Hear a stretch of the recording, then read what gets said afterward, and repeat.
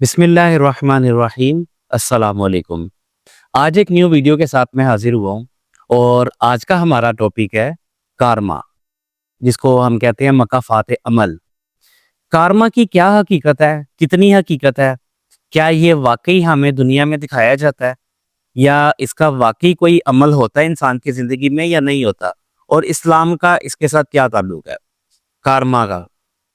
تو سٹارٹ کرتے ہیں ویڈیو کو۔ ویڈیو اینڈ تک لازمی دیکھیے گا، انشاءاللہ فائدہ حاصل ہوگا۔ کارما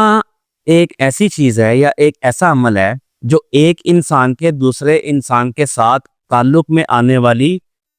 تکلیف یا زیادتی کا اثر انداز ہوتا ہے۔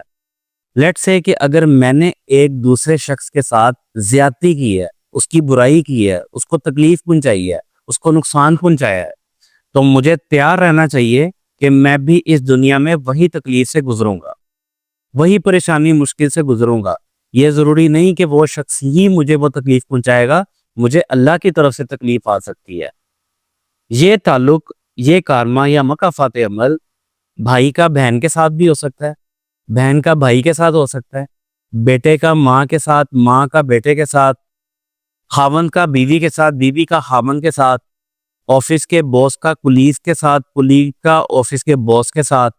آفس میں بھی معاملہ چلتے ہیں نا، لیگ پولنگ کرتے ہیں، کسی کے لیے گرا کھوتے ہو، کہاوت مشہور ہے کہ گرا کھوتے ہو تو انسان خود ہی اس میں گرتا ہے۔ یہ بات 100% سچ ہے۔ اور ہمسایوں کے ساتھ بھی آپ کا کارما ہو سکتا ہے کہ آپ نے کسی کے ساتھ کوئی بدتمیزی کی ہے، محلے میں کوئی آپ کے ساتھ کوئی مسئلہ ہوا ہے تو وہ بھی کارما میں آ جاتا ہے۔ بیسیکلی کارما نا حقوق العباد کے زمرے میں آتا ہے۔ جو حقوق العباد ہے نا، کارما اسی کو ہی کہتے ہیں۔ لیکن اسلام کا کارما کے لفظ کے ساتھ کوئی تعلق نہیں ہے۔ یہ حقوق العباد کے بیسیکلی اثر انداز ہوتا ہے حقوق العباد میں، کہ ہم نے جو کام، کوئی نقصان یا کوئی بھی چیز دوسرے انسان کے مخالف سمت میں کی ہوتی ہے تو وہ حقوق العباد ہوتا ہے۔ اب یہ کس طرح سے یہ کام کرتا ہے؟ کبھی بھی آپ کے ساتھ اگر زیادتی ہو جائے، آپ بے فکر ہو جاؤ، اس سے بدلہ مت لو جس نے آپ کے ساتھ زیادتی کی ہے اور آپ کو پتہ چل گیا ہے۔ مثال کے طور پہ آپ آفس میں جاب کرتے ہو اور آپ کا کوئی دوسرا شخص آپ کی لیگ پولنگ کرتا ہے کہ بھئی اس کو میں گرا دوں، یہ ترقی کر رہا ہے، اس سے یہ مجھے برداشت نہیں ہو رہا ہے یہ بندہ، تو میں اس کے آگے آ جاؤں، باس میری ترقی کر دے، تو کوئی مسئلہ نہیں ہے۔ اگر آپ آفس سے فائر بھی ہو جاتے ہیں یا اپنے ڈیزگنیشن سے ڈاؤن بھی ہو جاتے ہیں تو آپ صبر کا ساتھ لیں، صبر کریں۔ آج آپ نیچے آ جائیں گے، کل وہ اوپر آ جائے گا، اور کل وہ آپ سے بھی نیچے گر جائے گا انشاءاللہ تعالیٰ۔ اس چیز کا یقین رکھیں، گمان اللہ تعالیٰ سے رکھیں، کیونکہ آپ کے ساتھ زیادتی ہوئی ہے۔ اللہ تعالیٰ انصاف کرنے والا ہے، اور یہ مکافات عمل کا جو تعلق ہے نا، یہ اللہ تعالیٰ انسان کو دنیا میں دکھا دیتا ہے۔ اگر بیٹا ماں باپ کے ساتھ نافرمانی کرتا ہے یا بیٹی ماں باپ کے ساتھ نافرمانی کرتی ہے تو وہ تیار رہے، وہ بیٹا تیار رہے کہ اس کی اولاد بھی اس کے ساتھ وہی سلوک کر سکتی ہے۔ تو اسی طرح سے ہے، اگر بیوی خاوند کے ساتھ یا خاوند بیوی کے ساتھ برا سلوک کرتا ہے تو وہ بھی تیار ہے کہ اس کے بیٹے بھی ایسا سلوک کریں گے۔ تو یہ ایک دنیا کا ایک عمل ہے، مکافات عمل، جس کو یہ کہا جاتا ہے۔ ہر طرح کے پیسوں کے معاملات میں کوئی گڑبڑ کیا آپ نے، اس کے لیے بھی آپ کو مشکل کا سامنا کرنا پڑ سکتا ہے۔ آپ نے کسی کو زیادتی دی ہے، تکلیف دی ہے، چغلی کی ہے، غیبت کی ہے، آپ نے کسی کے بارے میں کوئی بات کی ہے، تو آپ کی بھی بات کہیں نہ کہیں ہو رہی ہو۔ اگر اور آج کل کے نوجوانوں کے لیے لیسن یہ ہے کہ آپ جب بازار میں جاتے ہو، جب مارکیٹس میں جاتے ہو، سڑکوں پہ آتے ہو، اور آپ جو لڑکیوں کو دیکھتے ہو، جس کو ہم ہٹس کا نام دیتے ہیں، کہ ہم ہٹس کرتے ہیں لڑکیوں کو دیکھ کر، اور کچھ تو ان کو نظروں سے چھیڑتے ہیں، ہیراس کرتے ہیں، کچھ ان کو اللہ تعالیٰ معاف کرے کہ ہاتھوں کے ساتھ بھی ہراس کرتے ہیں باہر نکلی ہوئی عورتوں کو، اور بہت سے معاملات ہوتے ہیں، آپ جانتے ہی ہیں، آپ سب کو پتہ ہی ہے۔ تو وہ لڑکے تیار رہیں کہ یہی کام اس کی یا تو بہن کے ساتھ ہوگا، یا اس کی ماں کے ساتھ ہوگا، یا اس کی بیٹی کے ساتھ یہ کام لازمی ہوگا جو اس نے کسی کی بیٹی کے ساتھ کیا، بہن کے ساتھ کیا ہوگا۔ یہ حقیقت ہے، یہ حقیقت ہے، کیونکہ اس کا معاملہ دنیا میں ہے، اور دنیا میں ہی ہم نے پورا کرنا ہے، اور وہ کسی نہ کسی ذریعے سے ہمارے سامنے ضرور آتا ہے۔ اگر آپ نے کسی کا گھر خراب کرنے کی کوشش کی ہے، ایک میاں بیوی کا ہنستا بستا گھر خراب کرنے کی، اجارنے کی کوشش کی ہے کوئی غلط طریقوں سے، یا تو آپ کوئی جادوئی طریقے سے چلے جائیں موکل بھیج کے جو ہوتا ہے آج کل، یا تو پھر آپ واقعی ڈائریکٹلی آ کر بھی گھر کو خراب کرنے کی کوشش کرتے ہیں، تو تیار رہیں، آپ کا گھر بھی خراب ہونے والا ہے اسی دنیا میں۔ یا آپ کا گھر خراب ہوگا، یا آپ کی بیٹی کا گھر خراب ہوگا، یا آپ کے بیٹے کا گھر خراب ہوگا۔ اللہ کے فیصلے ہیں نا، اللہ تعالیٰ تو انصاف کرنے والا ہے اور وہ انصاف کرنا پسند کرتا ہے۔ تو جب بھی آپ کسی کے اوپر انگلی کرتے ہیں نا، تو وہ تیار رہیں، وہ انگلی واپس آپ کے پاس آئے گی، 100% آئے گی، ہوتا ہے ایسا۔ لیکن ہم نا اس کو اگنور کر دیتے ہیں،